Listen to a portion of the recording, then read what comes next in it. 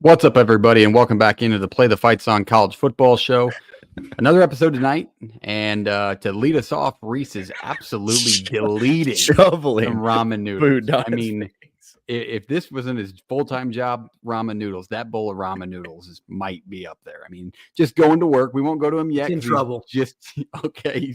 He got that bite down fast enough to even respond to that. I mean, that's work. But the boys are here. We have another action-packed show. You are in the number one place to talk college football. Hit the subscribe button if you already haven't. We're going to go through some recent news tonight. We're going to talk our favorite college football quarterbacks of all time. And then we are going to talk some programs that need to be reborn again or come back into the spotlight, be in the college football realm of good teams again. And these maybe teams that we're fans of. Maybe there's a gigantic helmet of one right behind me. Little preview, but we'll go into that later. Let's lead it off by talking to the boys. They're all here. Let's talk to JP first. If you haven't noticed, if it's your first time tuning in, it's not a shock to you, but JP, you're looking a little different these days. Yeah, I'm not sure what happened, actually. I haven't changed anything about myself. Friday, first time shaving the head cleanly. Shaved it about an hour ago again. It's different. I'll tell you that right now. It's definitely colder outside. Every week thing now. Yeah, it sounds like it's an every other day thing. It's like once every 3 days or so. Is there a polish or a Do you scent? use a razor or you use like one of those hand things? Yeah, we have questions. What's a hand thing? Like a hand towel. It's like a razor, but like you ever seen those things? It's like you can just use like in the palm of your hand. That like chicks use for their legs? No, it's like an actual like buzzer, No, but you can fit it in the palm of your hand. That You can't should look be them up. safe. They're kind of I don't know if I trust that. I got pretty an cool. actual razor. And then some aftershave and some lotion. Call it good. That the internet's aftershave been burn good to on the me. head? No, it does if you cut it. Okay, Been fair there, enough. In there. But it's a new look, and we like it. It's good. He really suits him. He's hung on as long as he could, and now he's a new man. All right, Jake, you're up. You've been quiet. No comments on JP's bald head. What's going on? I'm just trying to be nice. I don't really have any more comments. I think it looks nice. Wow. I was gonna say, if you're gonna be mean on this, how it looks mean nice. could you have been with I was like really bad hair? Like, let's No, be honest. no. I sent I you a like it. picture of- I told you need to go bald. I sent you guys a picture of like my company was doing something in the promo. Yeah. I was front page of that cover, and That it was was like messed up. 2 days before I shaved it, and it was like an awfully bad angle, like I'm 45 scared. above I'm my head. scared of getting one of those angles someday now. Yeah, I was was happy I shaved it before I saw that. Otherwise, I'd have done it within 5 minutes of seeing that. I was gonna I'm ask, Yeah. not to change subjects, but do you officially close the yearbook on your college/high school days when you stop eating ramen noodles? I'm curious. I mean, I was never a ramen guy. I ate it, but I don't know. It's kind of a these two. timeless. It's a timeless meal. I mean, it's a timeless Is it? little snack. I think Shaver Is ate more it? ramen than all of us. Yeah. You did eat a lot. That's of what I'm ramen. saying. I We- closed the yearbook. No, I mean, I closed there's it. nothing wrong with them. If you ate them right now, would they taste worse? No, it would just be like, why? tell am you I what, in eating a pinch, it ramen? does the job, baby. It does. It really does. It's a It's good that- snack. It's that peanut butter powder, peanut butter cups, peanut butter, and vanilla yogurt all in one, like Reese is eating. Three Yeah, kinds Reese, of I peanut gotta butter. I gotta hear the nutritional value we're getting here. So we got like 3 blocks of ramen plus a dessert of Greek yogurt and 9 Three different different things of kinds of peanut peanut butter. Yeah. Yeah, this Along with the this Powerade. is just called, this is called the you didn't get lunch, so and you have like an hour to eat, so just throw something together for yourself real quick. It's all right. 3 weeks of sodium into one meal is what ramen's for, and that's what we're about. It's grit, Delicious. and that's why we're here. All right, let's finally. Go sorry. ahead. Go ahead, Jake. I'm just I got a text from my buddy Max. Appreciate you watching, Max. He goes, "What WTF did JP do to his hair?" Well, he doesn't have hair anymore. As So you said. Max Well, got rid of what his hair? hair. That's what hair happened. were we talking about? What hair were we talking about in the first place? You know, It's a new look. I mean, it's going to take a few of our guests by surprise, but we're hard launching it on this episode. I love it. Yeah. All right, let's go into college football. Let's go to some recent news. We had not a ton of recent news on the schedule for this week. Then Jake throws in about 10 things late. We got as much as we could on here. But let's open it up with some Play the Fight song updates or this week's schedule. This Thursday, JP will be going live, talking a little bit of Iowa offseason. Spring practice finally starts. He'll go into probably press conferences and things. And JP, what else are you going to expand on during that show this week? Yeah, I wanted to touch on Kirk France's opening spring presser that he did last week. I'm just getting around to get a chance to watch that, as well as take some notes and then read some other articles people are going into. A lot of we want to hear about the offensive line. We want to hear about how they're handling the quarterback situation. Obviously, Lester's new offense. And then we'll touch a little bit on the women's Final Four just for a little fun, because I know that'll be the night before Iowa takes on UConn in Cleveland in the Final Four. So it should be a ton of fun. This will be the first installment of spring stuff, second in a couple of weeks that we've had to do. First one being a live reaction pod, I guess you could call it. Yeah, it was a just scramble to get some news out there, some reactions. All of this can be found on our YouTube at Play the Fight Pod. Hit the subscribe button if you're watching on there right now. And then on the other side, I do plan on getting a Nebraska video out. I promise. I've had multiple people text me and ask me if that's ever going to happen, who I'm going to have on.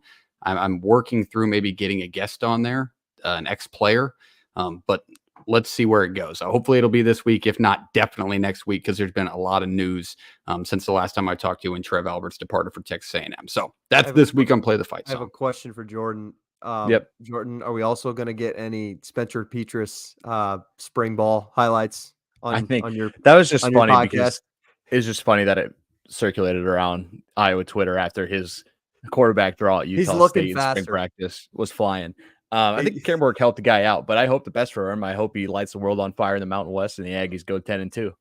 Kid's smiling like he won the Heisman Trophy. He does look quite happy over He's there. never seen the open field like that. Yeah, he was looking fair around enough. like, is this happening? Are they really not around? In his defense, whether or not that offense was bad, it probably is an eye-opening experience from a quarterback going from Big Ten defenses to that conference. So, I mean, I'm sure it is a wonderful experience to realize what you might see on the field. So, all right, that's this week in Play the Fight Song. Make sure you tune in, hit the subscribe button, hit the follow button on all platforms. The next piece of news, we're just going to go into NC State first. This came up because NC State qualified for the Final Four this week, if you haven't been following along with March Madness. And this wants to just draw you back to, I believe it was week 8 of college football. Steve Smith comes on to College Game Day and says that NC State, they're not a football school anymore, and they're just waiting for basketball to start. NC State then finishes the year incredibly strong, wins 9 games, and now they're in the Final Four. So the question arises, is NC State a football or basketball school? I'll let Jake go this first, being the basketball head that he is. But Jake, what did you take this as? I thought it was ironic and kind of funny when Dave Dorn made the comment. I texted you guys immediately after they won. I was like, Jacob, back up. This kid and his mic is a weekly battle. I mean, it's unbelievable. Just watch your core. I haven't moved. Yeah. I haven't moved my That's head. good right there. I don't know what you're Okay. doing, but it's great. Sounds incredible. I promise I'm not doing anything different than I was 5 seconds ago. All right. I was just going to say that, yeah, like Dave Doran probably looks kind of like a jackass for his comments that he made to Steve Smith last year. But, I mean, also, if you'd have asked anybody, college football fan, college basketball fan, doesn't even matter who you really are, even 6 weeks ago, would this NC State team be in the Final Four? I would have thought you're on some sort of drug. Like, they weren't even supposed to make the tournament. The fact that they're here is why March Madness is as great as it is. They're a bank of a 3 against that Virginia team a couple of weeks ago in the conference tournament, away from probably their coach being fired and not in the position that they are now. So I don't know.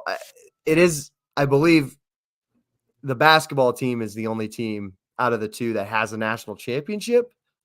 Again, another team that made an insane run in 1983. I don't think NC State has any national championships in football, according on the top of my head.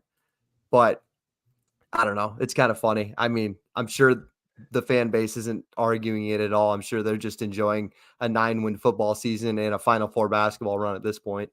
I think Yeah, you could argue that there are more recent successes in football, but Yeah, no, if can more someone consistent. put- Absolutely. yeah, if someone put that logo in front of you and said, "What do you think about when you think of this?" I don't know if like people nowadays, kids, college kids, they're not thinking Jimmy V and that team. Like I maybe do. It's the first thing that comes to mind for me. Maybe Mhm. they're thinking I mean, do they know Russell Wilson played at NC State? Like, who are they thinking? You know what I Back mean? in the day. Like, what? I what think Mike comes- Glennon. Mike Phillip Glennon's the Rivers? Yeah. first thing that comes to my mind. Philip Rivers would be another good one, but Jacoby. more like They're not thinking Jacoby Brissett is what I'm thinking here. Is like they're That's a good not one. deep cut. But I kind of think of them as an all-around school, like a football school more so just recency bias, but the baseball program's been really good the last couple of years. They had a hell of a run. If you remember, that was 21, I It believe, was right COVID. after COVID. COVID year they Yeah. got, after COVID. Nasty, crazy NCAA situation on social media, if you remember that, Parks. But yeah, they beat I think Arkansas. football- Yeah, at and Arkansas. they had Kumar Rocker thrown against them in order to push to if necessary, into the College World Series finals with 9 guys. Weren't 3 they of the them team- being POs, and weren't- one of them went 3 for 3 off Kumar Rocker, who would have gone 1-1. You know, like that's kind of the story of NC State recently. weren't they the team that got kicked out of the tournament because they didn't have enough guys or they had to Yeah, forfeit or so- A something? bunch of COVID. Yeah, they played. Yeah. They played the day before with 9 or 10. Parks, correct me if I'm wrong. Really gave like Vanderbilt a run, beat them, and then the next day they were getting ready to play. And they basically said, "You don't have enough guys. Like even if you have 10, like you guys have tested positive for COVID, been around it enough," and took them out of the tournament, put Vanderbilt into the finals. So like, and that was a really good Vanderbilt team. Like I'm saying, Jack Leiter and Kumar Rocker on that team, and a PO had 3 hits off Kumar Rocker. Guy's unhittable for a while. So like that was taking the world by storm. But I think football. I don't know what Parks and Reese think. Yeah, I would say football in my mind. I think that just the consistency out of that program and kind of the people they've turned out in the NFL, aka Phillip Rivers, kind of sticks out in your mind. But I also want to say that now they're probably going to stay football, right? Like if you have all this stuff that sticks, Florida State leaves the ACC and the conference somehow survives. Maybe it doesn't fall to the ground and we go to a Power 3. Mhm. This team probably is going to be at the top pretty consistently with Agreed. Miami, right? I agree. So And I think Dave football. Doran's becoming kind of a household name at some spots. Guy's been there forever, had success, and they seem like they're getting better. They have marquee wins against Clemson and teams like that late in the year. So I think football. Yeah, I would say football. Reese, what do you got on this? You think they're a football or basketball school? I would agree. I think football it's tough too because like I mean if you're talking about in the conference too when it comes to the ACC they're not Duke, they're not North Carolina. When it comes to like your status, they did beat those teams this year and they're the one team in that state that's actually in the Final Four. But it's like again if you're talking about like brand recognition, you're talking about ACC, like NC State is not on the list of schools you think about when it comes to basketball for them. You're thinking of the Duke and the North Carolina, Miami, like those types of schools. And just for football purposes too. Yeah, they're a team that's just consistently in year out. They're never like a national title contender, but they're always a contender for 10 wins a year type of team. They're not going to go around anywhere, I don't think, and acting like they're more than what they are, especially with the coach they have now. But I mean, if you're going to make the comparison, if they're a football or basketball school, yeah, they're more football because they've had more success with football, I believe. I love that. It's a unanimous football vote across the board on NC State. So stick it, Steve Smith. Okay, here's Justin. JT coming in with NC State is the 3rd all-time in ACC in basketball titles. When was the last time they won a football conference title? Your answer is the 1979. 1979. However, they're still competitive at the top. That wouldn't put, you think of college basketball. Do you think of NC State? College basketball in the ACC. I mean, I'll give you like the That's my recent argument, success of. Here's the recent success if you want to go the last 20 years of NC State basketball wise. They had Sidney Lowe, who was on that 83 national championship, coached them for 5 years. They went 25-55 in ACC play. Didn't make a single tournament. Next time they hired Mark Gottfried. They made 4 tournaments, 2 Sweet 16s. They went 48-58 in ACC play. That was from 2011 to 2017. And then now with Kevin Keats, they've made, he hadn't won an NCAA tournament game until this year, and he's 55-58 in ACC play. So the last 3 coaches have not been above 500 in conference play. Yeah, so stick it, JT. That sounds like a unanimous football vote, and we are correct. I mean, you're just not thinking of, I just think of Duke, North Carolina when you think of ACC basketball. Definitely not NC State. But I can put I can put NC State up But by. but yeah, I will say to his like the state of North Carolina. I know we're getting off tangent, but like the state of North Carolina is basketball. Like Wake Yeah, Forest, fair NC enough. State, That's Duke, fair. North. Like they care about basketball more there. But I mean, also when That's you think like ACC football, like not saying NC State is like when you think of the top 3 schools, you probably think of Florida State, Clemson, like Miami. Like I just don't think NC State's at the top. I think they're more of the middle. But like when you're thinking of schools, but then when you think of like ACC basketball schools, NC State isn't even like in the middle. I would say they're probably at the bottom. So like apples Iowa and oranges, State we're and still NC comparing State them, but kind of like replicate each other football wise to their conferences. At least the last 10 years, it feels like to me with Doran and Campbell, like 6 to 8 wins. It's pretty tough to be like, they're always sneaky. They're usually their best years are their underrated years. When you don't talk about them, their worst years are when recruit like crazy. I don't know. It kind of reminds me of similar programs. It is weird because they do kind of occupy the same spot in your mind when you think of football and kind of basketball. If you really think about it, maybe they're a couple spots higher in football, but it's a good argument and one that we needed to discuss. But all right, let's go to the next piece of news. I believe, Jake, I'm going to give you the lead on this, but Iowa State drops this on April 1st, which already raises a question mark because how many goddamn jokes can we eat all day and take something serious? I think this one obviously holds some weight because they put something out the past Friday about some sort of logo or update, but they are going to update to these new Nike Views or Vapor Views jerseys. Jake, it looks like we're going to get a new look. Yeah, dude, speaking of like eating jokes, I am starving for a McDouble right now looking at this picture. Not the Ronald McDonald call out. Jake, I think that they could be cool. I saw a sweet concept. Yeah, but that looked that great. one, I don't know what that guy's name was or what he did, like a bunch of different concepts today on Twitter. He did like 9 different editions of like just these stripes on the side. If you're listening on podcasts, like all Iowa State football is tweeted out is Joe Summers. I want to give credit where credit's due. Joe Summers. I knew it was a J. Iowa State football tweeted out a picture of, I mean, obviously looks like new uniforms, but all they're giving you is the shoulder pad of one side and it's a striped look.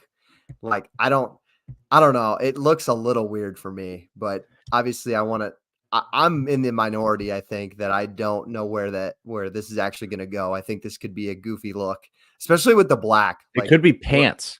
I don't get Iowa State having black uniforms. Hey, Reese. Can I say I got 2 things? Nothing like our biggest game of the year. Let's put on the black uniforms because that's part of our color scheme. What? You want to know how you keep Campbell around for as long as you do? You do whatever the hell he wants to do. If he wants to wear black uniforms, I'm going to give him the damn black uniform. I just have 2 comments on this. One, you're going to get a lot of Iowa fans if this is your shoulder pattern saying, "Wow, looks a lot like what we wear." Yeah, it does look like Iowa's. Another reason. The black would look a lot sexier if it was red and gold trimmed. That's all I'm going to say. Yeah, I think just red trim. I think they should just go black and red. I think you need red and gold. They'll really make it pop. That's my only sense on it. The one concept I saw from Summers earlier today that I really, really wish would come true, and maybe it is, that last image was purposely left off by Iowa State, so we don't know what it's going to be. Yeah, that's another. The Seneca Wallace throwback. I was going to ask you that concept. Why you didn't pick that photo? I loved it. Yeah, no, it was purposely like that. So God knows what that fourth one will be. A comment from Iowa State: better not change the number font on their jersey. It looks so clean with the little slit within the numbers. It is a nice font. It's great type. That's a brand comment right there, baby. That is a brand comment. I like that a lot. But it's exciting, Jake. What's your biggest hope for it? What do you think these could turn out to be? What's the most important piece to you? I don't know. Like, I really don't know. Like the stripes tell me nothing. Like JP said, what a teaser. They could be pants. Like, I guess you could put it that probably way. not, but that's a jersey sleeve. Well, they could be taken, like, it was April Fool's. Like, they could be taking a different angle of the picture. Like, just those to mess could be with the people. Jack Trice logo. Like, you get the triangles. You know. So I don't know. I'm assuming like we'll cover it in our next episode when they do release the full image of the jersey. What day is that? Just don't do the nude pants. We'll wait for we'll wait for spring ball or spring game to get over with. It was Probably a tough look. Okay. The Iowa State marketing department is salivating at this clip. They're just like, Yep. we got him. We got him. And that was another thing too. Last year, I don't know if you guys remember, they revealed the Jack Trice uniform the day of the spring game, and they had a mannequin sitting outside the stadium if you wanted to walk. So they could be waiting up until that's 3 weeks away. So that would be a tough wait, but maybe worth it. I think the design could be very cool on these. But all right, to the next piece of news we go.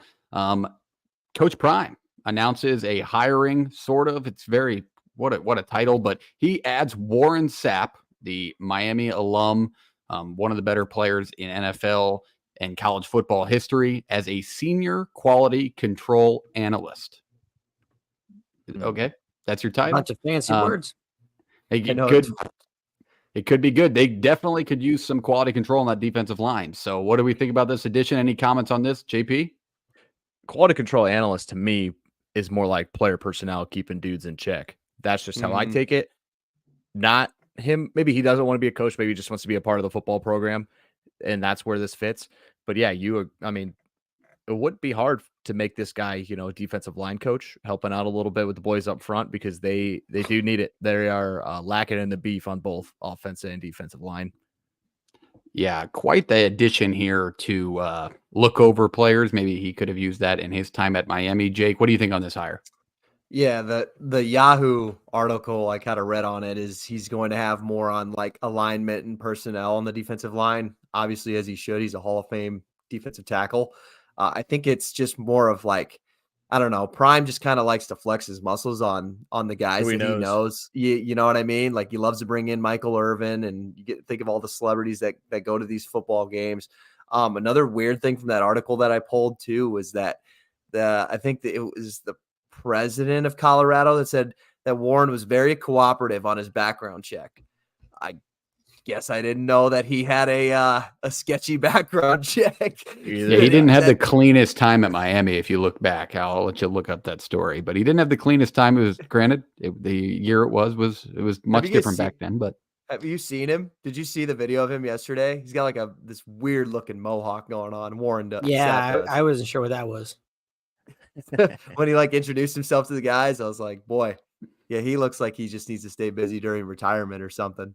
I did see Dion in like a live show deny Chad Ochocinco a role as a coach. So, yeah, I mean, he's not letting anybody in, but there are people asking to be a part of it. So that would be quite the wide receiver coach. Honestly, it'd probably be interesting for college football. And yeah, that show, if you haven't checked it out, check out Shannon Sharp and Ochocinco's show if you have time. It's on really late at night, but it's one of the funniest pieces of content out there. All right, we have a couple pieces of news that aren't on the graphics, but we want to go into them. Just a reminder, the portal opens again within 2 weeks. So April 16th, we will have another portal window, and there are names that are supposed to be flying off the page that we do not expect. So it could be very exciting. What is one name, if you had to guess? Like, let's take a guess. We've seen some in the rumor mill about like maybe a Caleb Downs, but what is one name that you could see jumping ship again? What do you got, Jake? Well, I think the Caleb Downs thing is starting to like lose its steam a little bit. I'm thinking he's going to stay, but I said it, I think on the Proctor live show, I made a comment in the chat. I still think there's going to be a big time quarterback that we thought that we're not even considering. He's going to jump in the portal. Like we think if you'd say his name right now, yeah, of course he's going to start next year. Why wouldn't he? Why wouldn't he transfer? I'm thinking something along those lines that I feel like is going to happen. I think JP touched on it in his Iowa video that like Josh Pate said the Proctor news wasn't even in his top 3 of biggest things, craziest stories he's heard in the portal. So it's got to be just something astronomically like you can't even comprehend. And it's quarterback is the number one thing that comes to my mind because everybody knows the quarterback position and everybody follows that in college football. I wasn't going to say mine's not crazy, but somebody from that Ohio State quarterback room is leaving. I was thinking of Lincoln Keyholt, someone like that. With Julian Sand now in that room, you're going to lose a 4-star quarterback within that room that's going to end up somewhere. So that's my guess is somebody out of that Ohio State room ends up leaving. That would have been my guess too. I think Will Howard. But Reese, did you have somebody that came to mind that maybe you could see jumping ship? I don't have a specific one, but I mean, when you look at like Ole Miss picking up as many guys as they did, I wonder if some guys got there and Yeah. maybe realized that, hey, maybe I'm not going to be playing as soon as I thought with the guys that we brought in. So I wouldn't be surprised if you see some of those guys jumping ship. Yeah, Well, there's. Go ahead, Jake.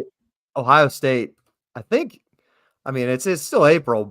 There's a lot of practice to be played, but it sounds like Will Howard's kind of their guy. Like he got that Black Stripe Award, which I don't really know the history of that in the Ohio State football program, but they made a whole video about it and kind of hyped him up. So I don't know if Must be a big deal. they're kind of setting the tone, like they think he's going to be the guy going into this year, which I thought was interesting. Yeah, I think the teams that loaded up on this portal talent are obviously maybe your top candidates, I would say. Like a crazy name to me would be like an Evan Stewart going from maybe Oregon to Ohio State, something like that. That would be a huge one too. So look out for big names going big places here in a couple of weeks. We'll take you through it all. So like I said, here's a timely reminder to hit the subscribe button, hit the follow button. We'll take you through it. If you don't find it, we will have it for you. But all right, last piece of news is college football 25. A little bit of information came out, not much. Honestly, it was kind of more repetitive from Kirk Herbstreit's Sun show, but Herbstreit went on the Pat McAfee show earlier this week. He did say he thinks the game will release in July. I don't think the verbiage made me feel very good. He said, I think July. And he was like, I mean, he said he's working on it every week, which is a great thing, but he did again confirm that we will have multiple broadcast teams. Is that good? We never addressed this in our college football 25. So our talk this week will be on, do you think college football 25 having multiple broadcast teams is a good thing? Or would you rather just have like the two guys that you like, Fowler and Herbstreit, every game? Jake? I think I said it maybe last time we briefly touched on it. I think it's a good opportunity to make like the Herbstreit and Fowler broadcasts like significant. You can only get them if you're playing on prime time or whatever that may be. And you got to go through, if you're playing in the MAC and you suck every year, yeah, you're going to get Jesse Palmer at 11 o'clock every Saturday, or maybe that's another thing. Get Beth Mowins in the game. Get Beth Mowins in the game. Are we going to you think that they'll put like Wednesday or Tuesday night action in like dynasty mode? Like, well, they never put dates on it. Yeah, like they do. Just said week one. They put dates on. I know for a fact they used to put dates on it. I think it's structured just week 1, week 2, week 3. Now the game might be formatted in a Maction format. You just maybe not know it's like that day of the week. Yeah, that's fair. I think another thing that we haven't taken into consideration when it comes to game day and other pieces like that, if we're going to change the announcing crew, is you guys remember NCAA 14, like they have to have some sort of engine that better decides where game day is. Because you remember, like I'd have a matchup as a 2 and a 5, and they'd go to unranked LSU and number 10 Florida before they'd come to it versus a 2 versus 5 matchup. Like that's wasn't pretty realistic. SEC bias. Yeah, that's fair. That's fair in that exact scenario. But like that sometimes like they go to Notre Dame versus FCS West. I'm like, come on. So I think they have to better fix that. Reese, you excited to hear multiple broadcast teams, or do you just want Fowler on the mic?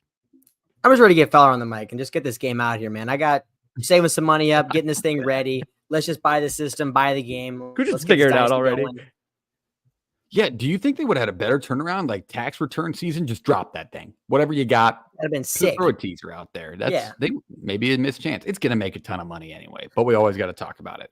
All right. That wraps up recent news for this week. Reminder, check the schedule. We have Iowa live show Thursday night, so tune in for that. Share it to your Iowa friends. Tell them, hey, this guy knows more than you. Challenge him up, because I guarantee you he does. Put on the notifications so you know they go live. Yeah, let's go to the next segment. That is our favorite college quarterbacks. We are going to take you through. We do have some media, but we can't drop it just yet because we're going to take you through one by one. Jake's going to lead us off with this. His quarterback's up first. I'm lead off. Show us who it is. On 2nd and 10. Wallace looking for the second option. Still looking. Back to the 30, scrambling, tight ropes down inside the 10, look out! Looking for a block, gets it! Wallace, touchdown, incredible play!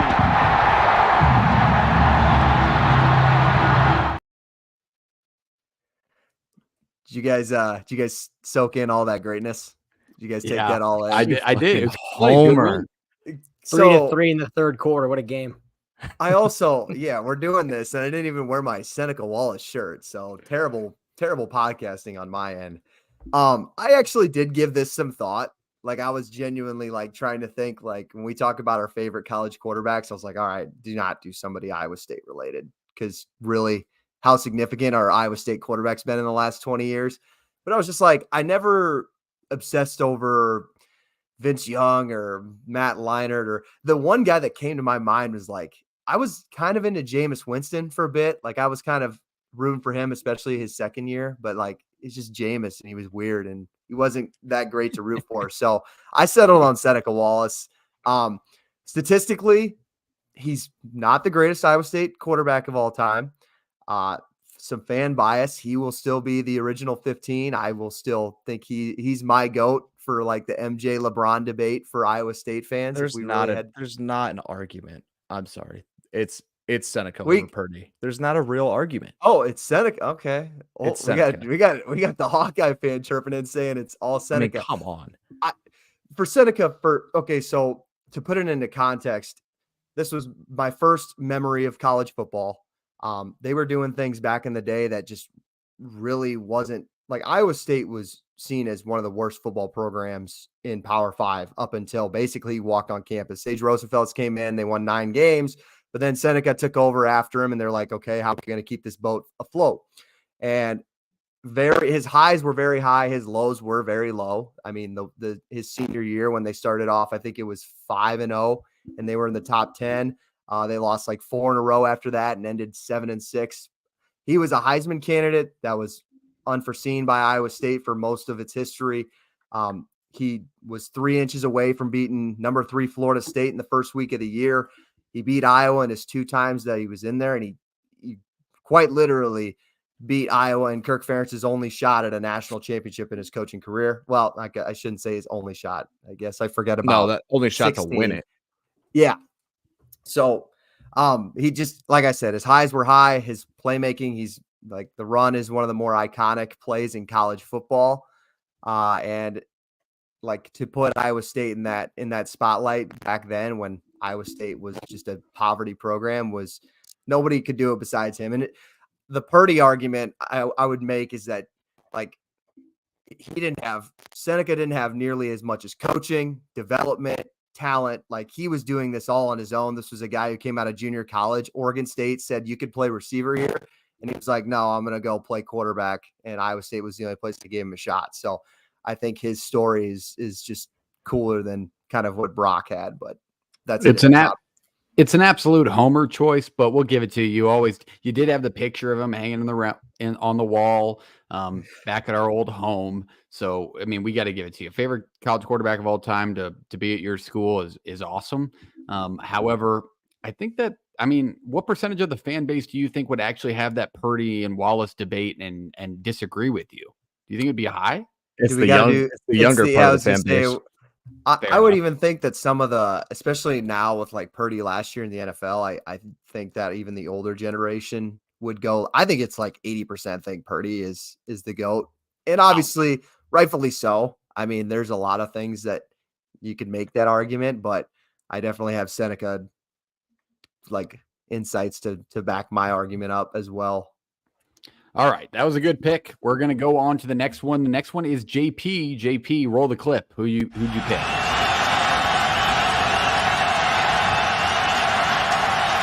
Moore steps up, airs it out, looking for Titus Young. Did he catch it? Diving catch with 1 second to go. Unbelievable. He's Superman and Velcroed it. Play action here. Nice pocket to step into. And Dallas Burrows with a step and the 6.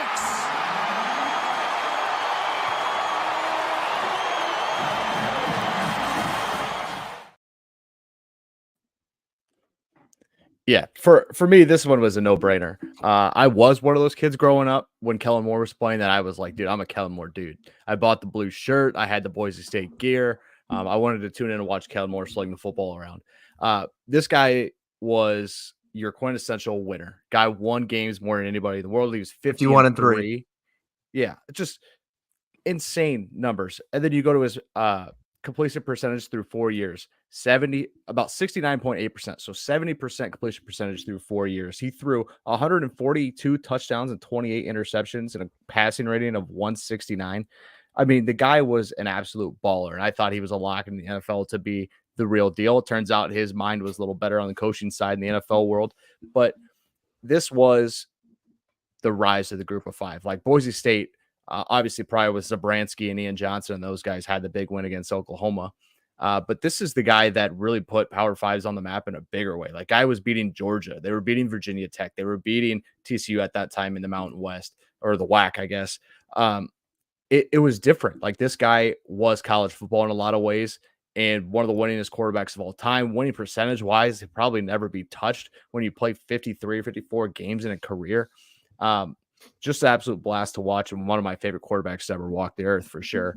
Wish he was a bigger deal in the NFL. Wish he was a Bronco and was a bigger deal in the NFL, because when he was a Cowboy, it hurt a little bit to watch him have a star on the side of his helmet. But I don't know how much you guys thought about, like, I just went smaller school here because that's who I watched. Like as an Iowa fan, it was tough to pick like a Juice Williams at Illinois. I could see your guys' pick, so I'm not going to spoil it if I'm, but like a Juice Williams in Illinois, that was a big one. I thought he was really cool to watch. And like, I don't know, this is the big one for me. So I don't know what your guys' Kellen Moore experience was growing up. Dude, he was so good. He was so fun to watch. It was just one of those things that when a G5 team was good, it was just that nobody talked about it. And this is another thing we bring up when we talk about like our passion for the sport versus somebody else and why we are so involved with it. Like this is why. Like I still watch Boise State to this day because of the games that they won back then. And I follow them more than other G5 schools, I would say. So hell of an impact. He was a beast. What do you got? Yeah, I mean, he's the original Boise State dynasty. Like Boise State was good when Zabransky was there. This was Boise State becoming Boise State. Like this is where it happened.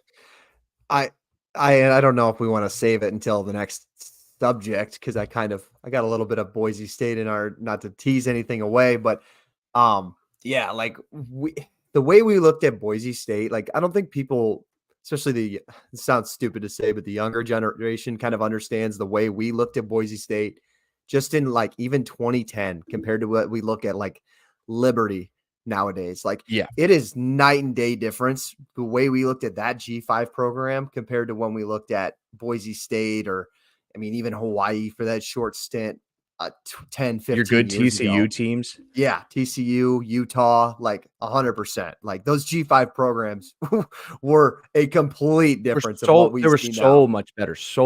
Like if you put that Liberty team last year, or I'll give you the Coastal team in 20, or I'll give you the App team in 21 or whatever, and put them against this Boise team runs them off the field. Let's not forget close. Georgia played a quote unquote neutral site game with Boise State the first game of the year in Atlanta. Like, are you kidding me? Like Virginia Tech, they do that with Oregon. Yeah, Virginia Tech, the same deal. They played Oregon. They played Washington. Like they would go play dudes, and they were beating them. It was just a blast to watch. So here's a perfect example to piggyback onto you, JP. The Cincinnati team that made the college football playoff would get 40 balled by this Kellen Moore team. That Cincinnati team is the best G5 we'll see in a long, long time. Like that was a legitimate good. It was the best G5 team in the playoff era. Absolutely. It's not even close. Well, but that's not saying you don't think this Boise State team would beat that Cincinnati team. Oh, they would. I don't know if they beat them by 40, but I think they would. Dude, that Cincinnati pass defense. Yeah. Without Sauce Gardner was good, but I think Kellen Moore, Titus Young, and all those boys scored just as many. Like the defense, Cincinnati's ability to maybe move the football and control the clock might help them, but it's a double-digit Boise State win for me. Yeah. All right. This team was absolutely loaded. That's a good pick. Reese is up next. Reese, let's go to your pick. Roll the clip. I'm interested for that. Mayfield, look left, has room, now throws it. Touchdown, Sherman, muscles in the end zone, and the three-man rush. Daniel still looking for somebody open. Retreats on the move, complete. Alexander scores. The old double pick, baby. You got a double dipper? Yeah, you said one or two. Well, it said one or two on there, so I was like, I'm gonna go with one that I actually watched growing up. Shout out Trevor Philmeyer, one of my best friends growing up. Me and him, for some reason, the 2007-2008 Missouri team we got big into. Chase Daniel, Jeremy Maclin, Tony Temple, those dudes. For some reason, those names are going to be burned in my conscience forever. But Chase Daniel, dude, I mean, 2007, he was the Offensive Player of the Year for the Big 12. And if you go look up his stats, he's in every top 10, every offensive category as a quarterback for the Big 12 when he was there. Then they also got to 2 conference titles in those 2 years.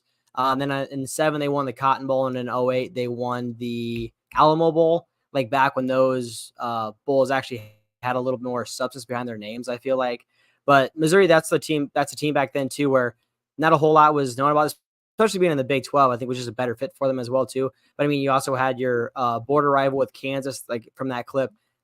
That was a big rivalry back then. Kansas was actually a pretty good football team back in those days. And then also the dude was also on the flip side, he also led. He has the record for picks in a season. So you talk about Ford, JB or Schaefer, a little Jameis Winston-esque. He's either going to give you 30 touchdowns, going to give you 30 interceptions. It was just kind of a firecracker like that. So he was just one for me because, like I said, shout out Trevor. We had a lot of fun watching those games when we were younger. They just always ran into Oklahoma at the end of the year because he had a guy named Sam Bradford. So then another one I went to, Baker Mayfield, just because obviously a little more recently. But I think when you talk about a dude who's just a gamer and a dude that even if my team wasn't that good, but he was my quarterback, I'd feel good about my chances because that guy doesn't give a shit what the odds are or who he's got with him. That dude's going to run through a wall for his guys, especially when you look at like week 1 this year of Tampa Bay going into Minnesota. Like everybody thought Minnesota was going to be a great team and Tampa Bay was going to be a bunch of nothing. He didn't give a shit. He went in there, gave it all, and got a win on the road.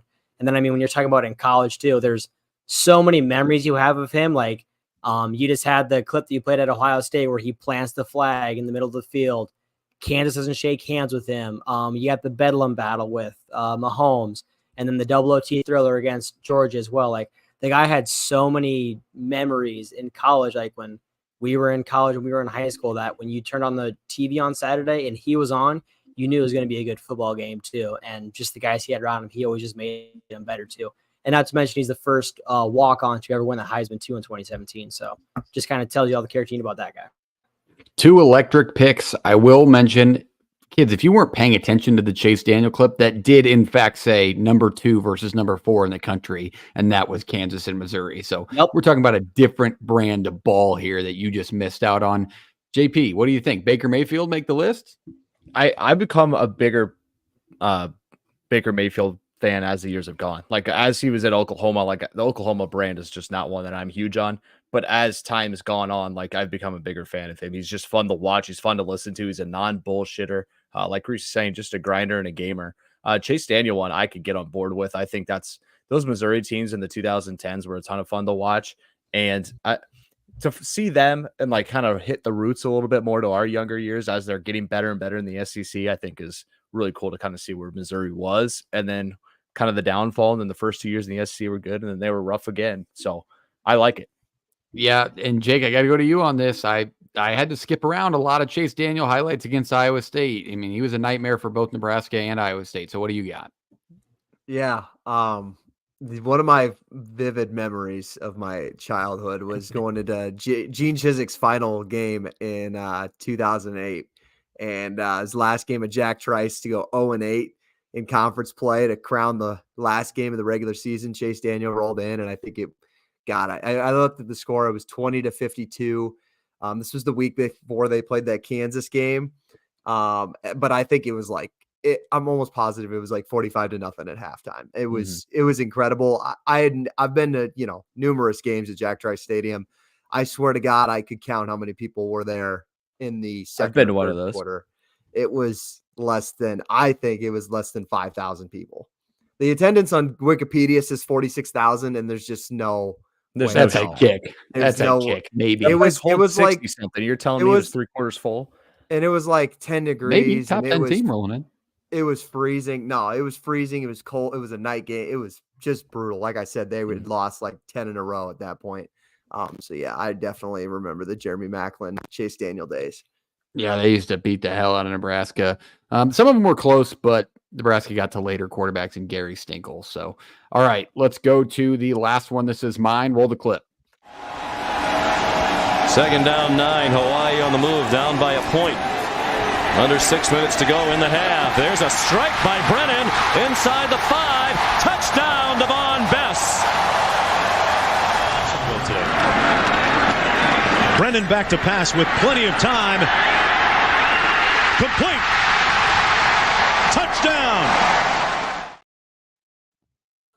Yeah, Colt Brennan, man, what an absolute dude this was at Hawaii. I mean, he put Hawaii on the map. I mean, I think this is more of a nostalgic play for me where I think we can all remember this time frame where you stay up at night because ranked Hawaii is playing ranked Boise State. Like this was that prime G5 window. And unfortunately, Hawaii was doing it at the same time Boise State was, and they were in the same conference being in the WAC.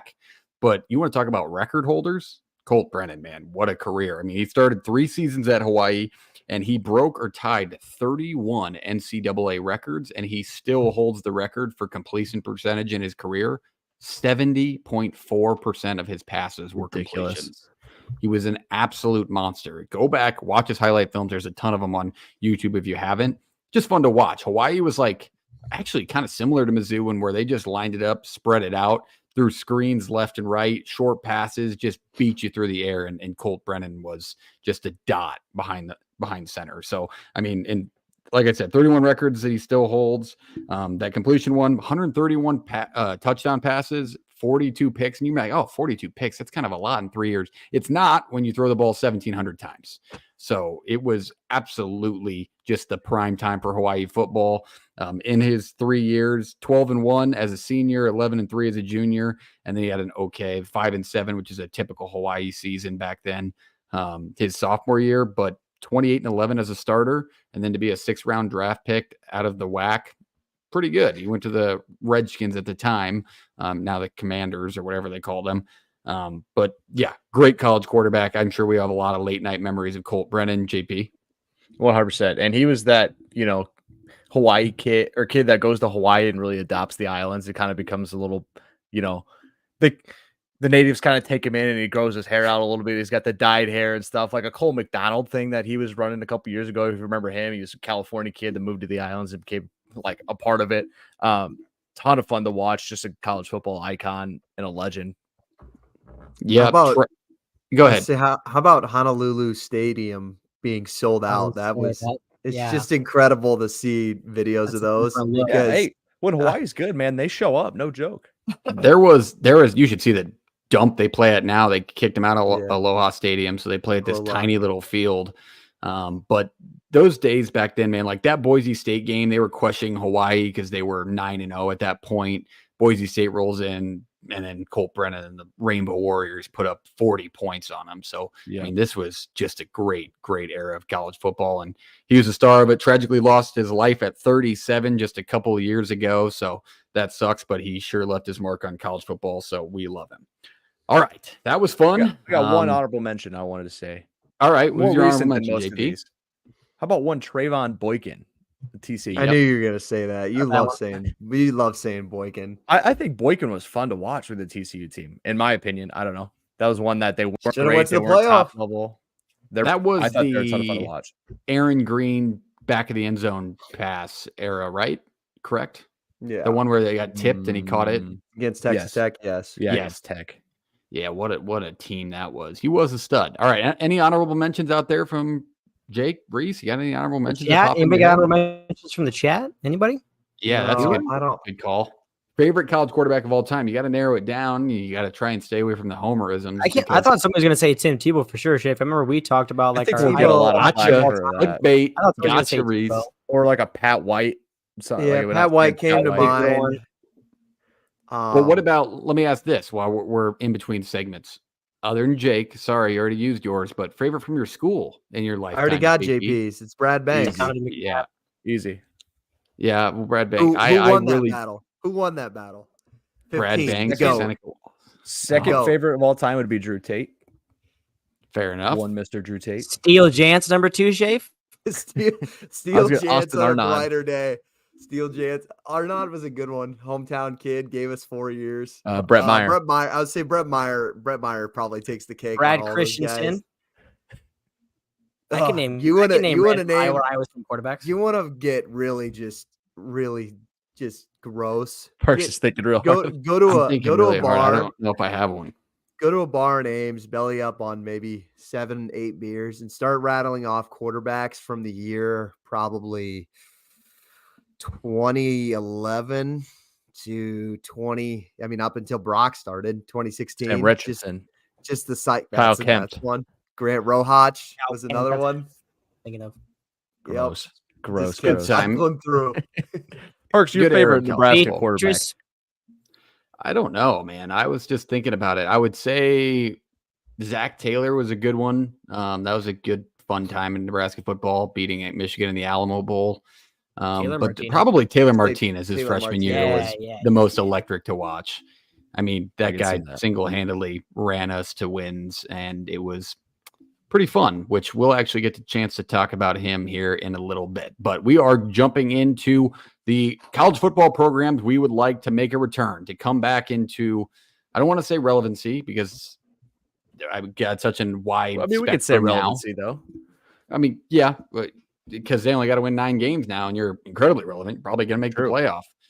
Good comment from Ben there as a Nebraska fan. Joe Gans, also a great one. I mean, we talk about each other. We talk to each other all the time about when's the last time Nebraska truly appreciated a quarterback. I don't know. I don't know if we've ever, like maybe Tommy Frazier back when they were winning national titles, because these kids get shit on when they're there.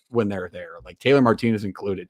Like Coaching nobody problem? really I liked think him. it's a fan base problem, to be honest. It's just a fan base over in Lincoln. But granted, they just need their time away, and then like we'll give you the world. Like Adrian Martinez works in the business department at Nebraska after he transfers and plays. So I mean, no they'll pressure. come back. No pressure to the 5-star 17-year-old kid this year. Oh, lots of fucking pressure. I mean, we're paying you $3 million. I'm putting all the pressure. Put the piano on your back, kid. But yeah, all right. Let's jump to the last segment. Programs we want to be return to relevancy. I'll give it to JP. This one leads off with Jake. Jake gave me a very straight answer. No, just said this is the entire state. I see where he's going with this. Yeah, thank you. For those who are listening on podcasts, programs that need to be relevant again, I'm looking at you, the entire state of Florida. And I think it's only appropriate that I actually was just watching the Swamp Kings before we hopped on this podcast here to kind of get me in the mood with it. And more specifically, I'm not really talking to you, Florida Atlantic or South Florida, unfortunately, though South Florida, you had your year back in 2007. You definitely had your year. But I'm talking to Florida State, Florida, Miami. College football, I think, was at its highest peak we would obviously say probably, if we had to give it a bigger spectrum, from the 1990s up until about 2010, kind of pre-playoff era, moving into the BCS. And that's when Florida was really at its highest. Like, not just the University of Florida, I'm talking all 3 schools. I looked back at a quick glance at our previous champions, going back to when Miami won it in 83. When Miami won it in 83 up until Florida State won it in 2013, one of those 3 schools won the national championship, I believe, every 5 years. At least every 5 years, you had a champion from Florida, Florida State, or Miami from 1983 up until 2013 for 30 years.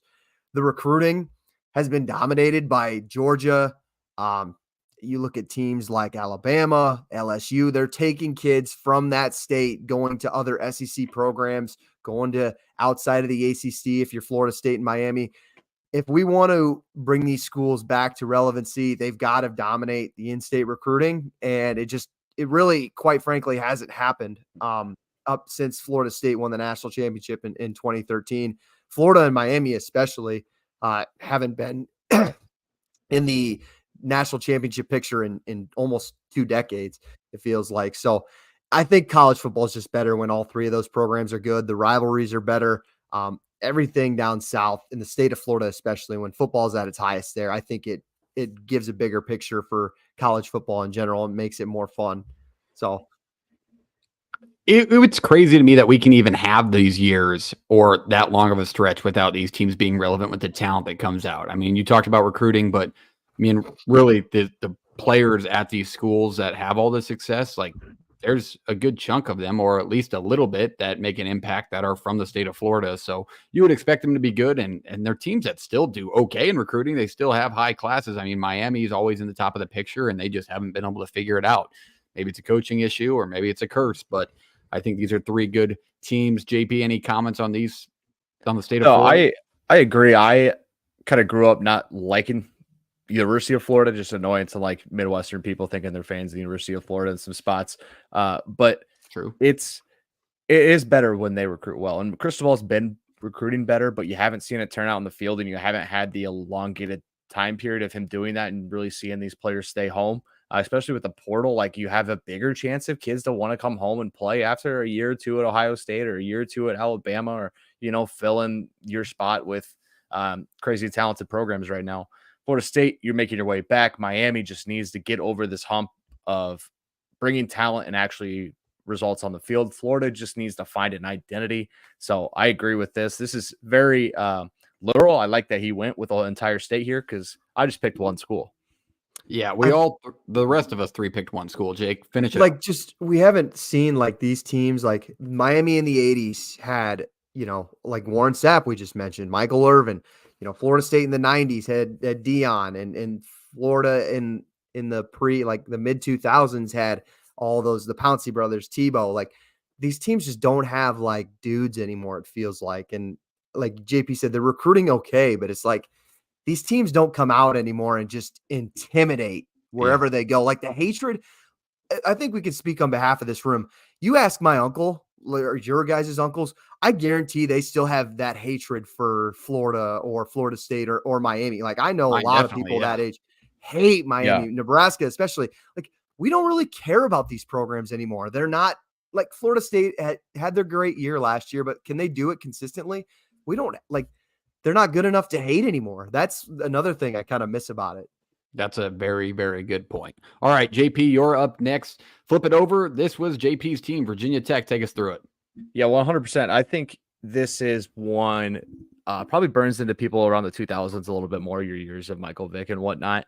But I want you to understand how good this football program is historically, right? 24th in all-time record winning percentage. They're 43rd, or they don't have any national titles. So like, that's the one thing that is always the knock on a Virginia Tech or an Oregon.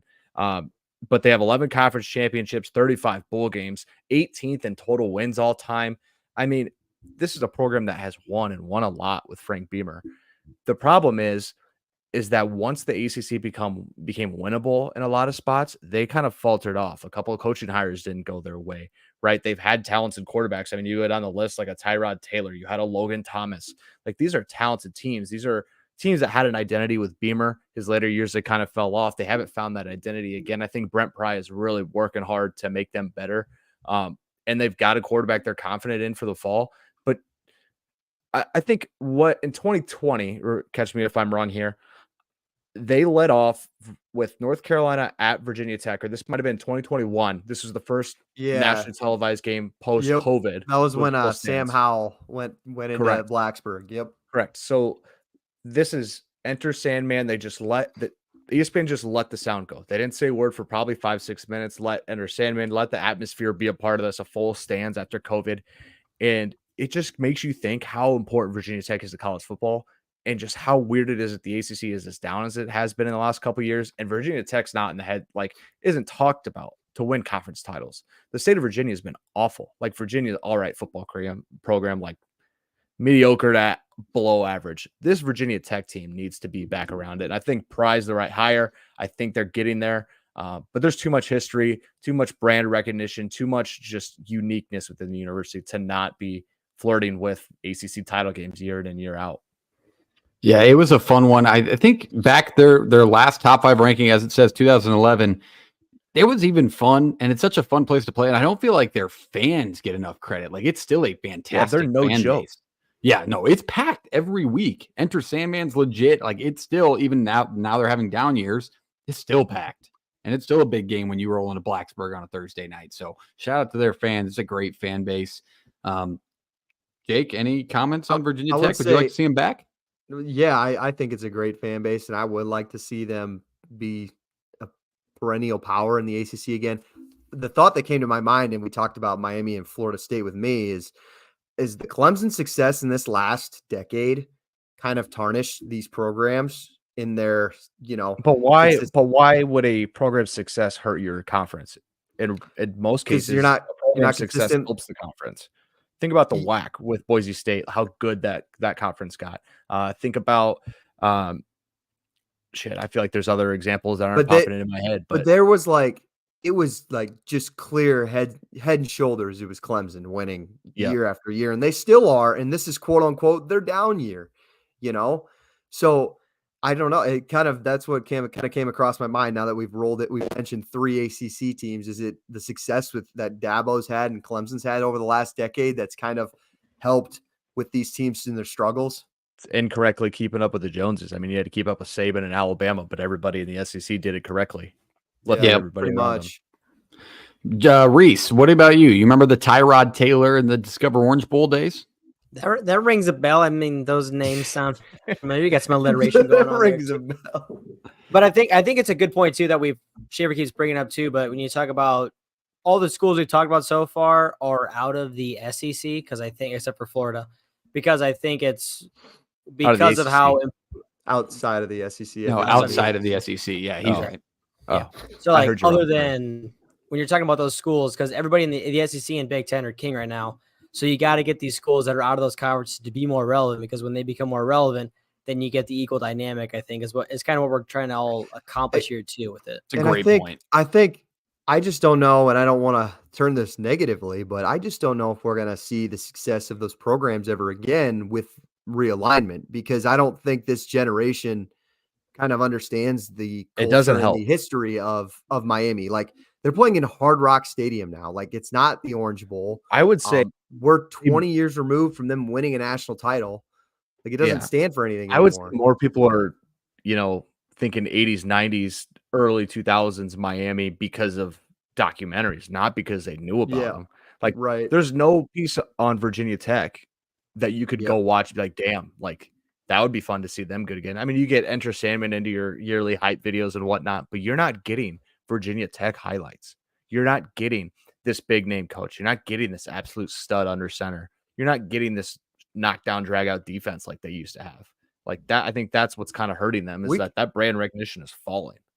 And I don't know if we can say it because we don't have a ton of listeners, so we're not going to get in trouble with the college football media. But I don't know, JP, did you listen to the Brett Pry interview?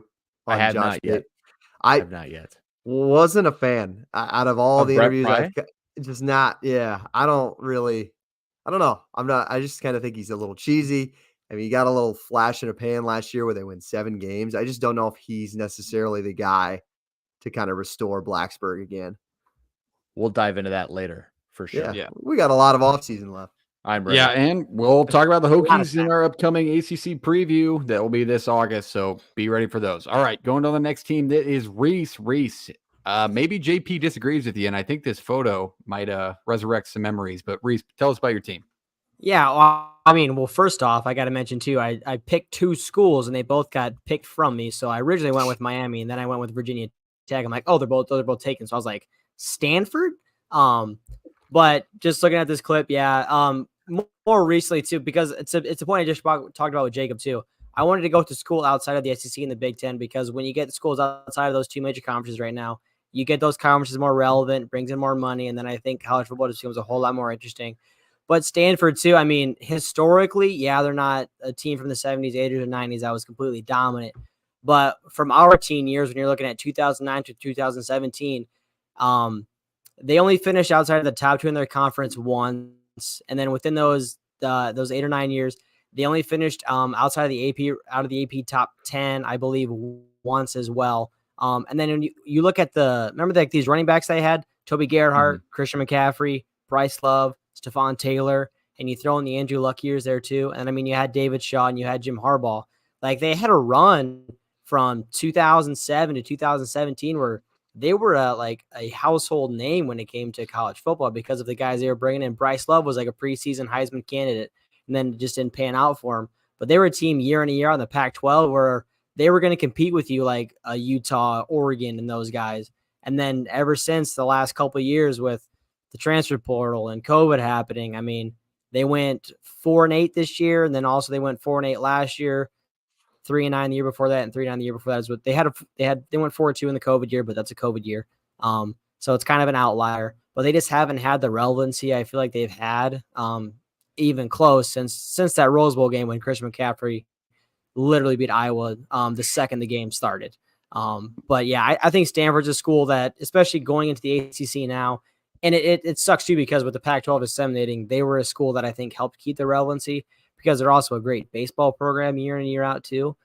So having them go to the ACC, just becoming a little more relevant, is just going to help that brand as well too. So. Yeah, the brand needs a little revival here. JP, Iowa mentioned a couple of times in there. Would you like to see Stanford come back, or is that hatred still too strong, recency in your mind? I never had hatred for Stanford. Hatred.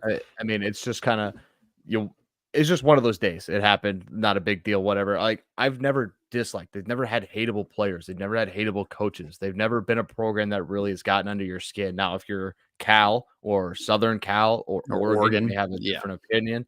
I don't. I think I kind of look at it like them moving to the ACC kind of scares me a little bit more because these schools are not a Stanford academically, but you're going to tell a kid he can go to Duke, stay within 4 hours of home, or he's got to go across country to California.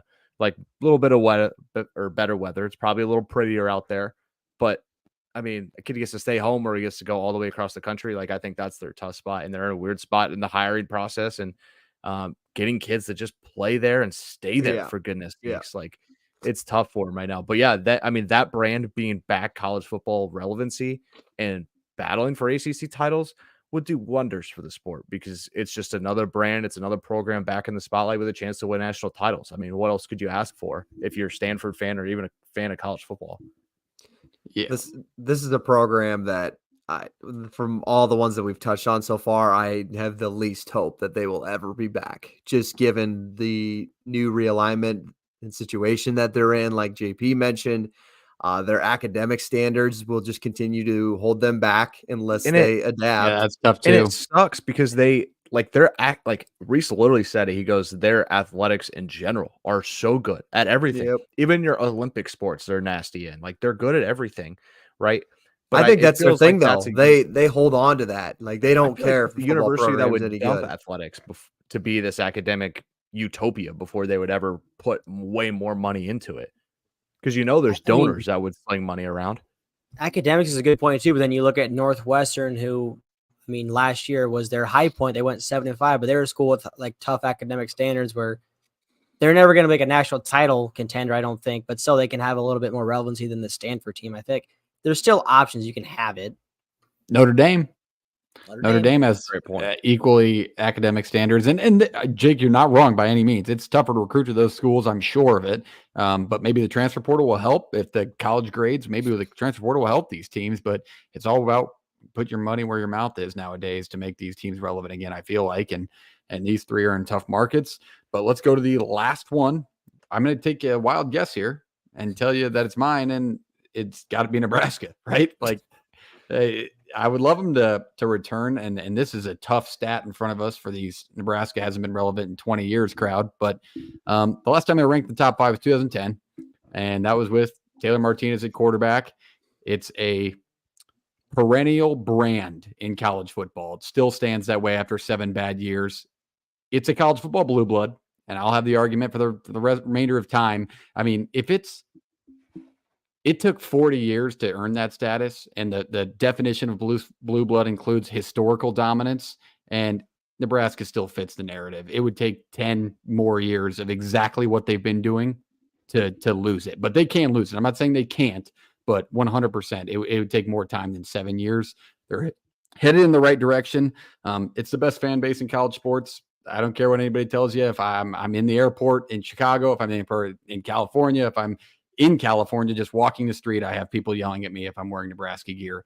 It's just better for the Midwest when this big brand is revived. And it helps the other two schools. I mean, it would help Iowa and Nebraska to be more of a double ranked game. Maybe both teams are ranked. Like, it helps the sport. They're in the conference to do so. They have the money, they have the funds, they have the backing that I feel like maybe, am I safe to say that this is the most likely to get back to national relevancy? out of the 4 teams, right? Most likely are quickest because Both. Technically, Florida State's already back, but the other 2 are. Yeah, Florida State Yeah. was a tough one to put in there I because think they went undefeated. quickest. In Miami? Quickest. Miami's not bad. Like winning 7 games a year and being a disappointment is not where they need to be. Yeah, They haven't flirted with an ACC title. I think Nebraska will be quicker to a point than Miami will be at this point. It's necessary for not only for my mental health. I mean, I'm sorry to fumble with my words, but goddamn, how long have I been saying I need Nebraska to be back? But they're headed in the right direction. I think that's the high note. But I think it's good for the sport and good for the Midwest and good for college football if your aunt and uncle's nightmare team comes back, and it's good for me. So that's what I'll leave it at. But Nebraska's a team that I would like to see return to college football glory, obviously, but it's a homer pick and I had to make it. But all right, that's it. That's the 4 teams that we thought would make back. I know Jake wants to touch on his honorable mention. So Jake, who was your honorable mention team to become relevant again? Yeah, we had to piggyback since Jordan. I'm glad Jordan put some light to it because it does need to get mentioned. My honorable mention was Boise State. And kind of not to reiterate what I said before when we were talking about Kellen Moore, but like, again, I just don't think people remember. We just looked at G5s and specifically Boise State different than the way we do with other group of 5s nowadays. You don't have Power 5 schools like Georgia and Virginia Tech trying to schedule Boise State. Like, I don't think people remember that game was huge because we understood going forward that if they won that game and then ran the table and went 12-0, they would probably be in the national championship.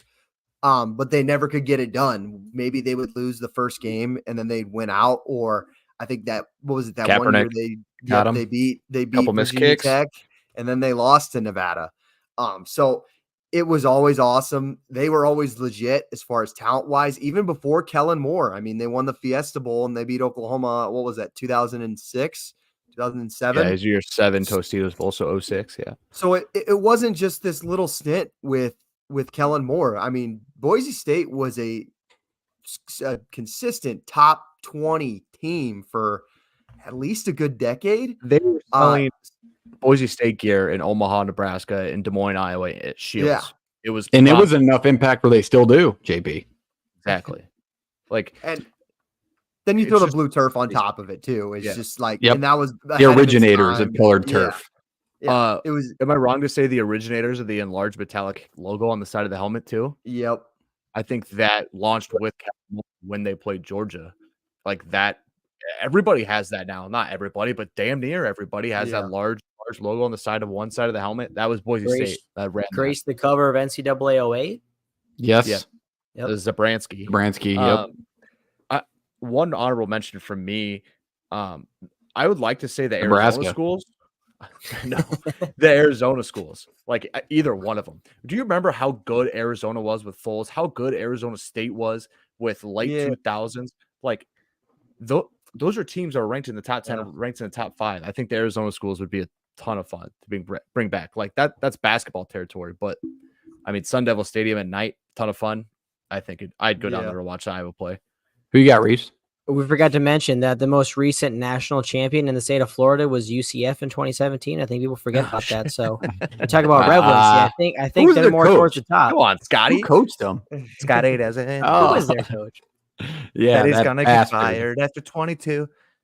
You think he's watching the Play the Fight Song college football show, like on a beach somewhere with this $35 million buyout? With like $2 million just coming in. I don't know what I I'd do with my $35 million buyout, but it would definitely be tune in every Tuesday night to Play the Fight Song podcast. JP, this is common ground that, I'll throw a compliment towards Iowa every now and then. But if Scott Frost would have been hired at Iowa in that offense coordinator position, I would have been I would have been probably scared. I think they could have become like a legitimate powerhouse. Everything I hear is he just didn't know how to handle being in power like he was. Yeah, no, coordinator's the top position that he should ever be in. Honestly, it was just an absolute mess, and recruiting wise, it was even worse. But we can go all night talking about Scott Frost fucking up in Nebraska. When we put, and I guess a couple of years ago they had a pretty good shot, but like, would you put USC up there? Nope, programs no thanks. To make great again, like. No. Is college football better off? Oh, thanks. I'm good. Is college football need USC to be good? Because No, the national no. media would argue that it does. It does. no. Like, I would rather That's see a blue blood that UCLA I don't be care. good. I would rather see UCLA be good. It's that big of a market because it's LA, but you're telling me that like in our region, let's call it East Coast and the Midwest, would be more invested in college football if USC was playing in a playoff than if Alabama, Georgia, Nebraska, Virginia Tech, Miami, like we're kind of going through schools that we talked about tonight, right? Like you're telling me more invested because they dislike them, not because they want to see them. Because like I don't care for USC. I don't see it, right? And I don't think like, their fans deserve it, JP. I mean, we're talking about a team that's irrelevant, that is relevant, and at the beginning of the season is top 10 ranked, and they can't even fill half that piece of shit stadium. So, no, they don't deserve it. And they're not going to travel to the Midwest to watch them play in October and November. Nope. They will. Sorry, they won't. They won't. That will just be, if you see a USC fan at your game in the Big Ten, just know it's somebody that lives in your town that just picked it up one day in 2007 and Reggie Bush days. That's exactly what it is. So, no, Jake, nice dumb idea there. No. All right, Reese. Yeah, you got it. Anything to close out tonight's episode? We're running a little long, but we had a lot to cover, and when we get going on college football, it's just kind of what we do here. But anything to close out tonight's episode? Like, comment, subscribe. Thanks for tuning in, people. Yep. Like, comment, subscribe, do all the things. Hit the subscribe button. We finally are rebranded on TikTok. So hit it up at Play the Fight Pod all the way across. Almost to platforms. 200 on YouTube. Yeah, we might rebrand again. Go ring that bell. Get away from the pod. This is a show. You watch too much of it. There's all these fun graphics. So, but thanks for being here. Thanks for being a part of the #1 college football show to talk, to give your takes. We want to hear them. So tell your friends, tell them to jump in the comments. They got hot takes. We want them a part of this. So hit us with the follow. We'll see you next time. Jake, take us away.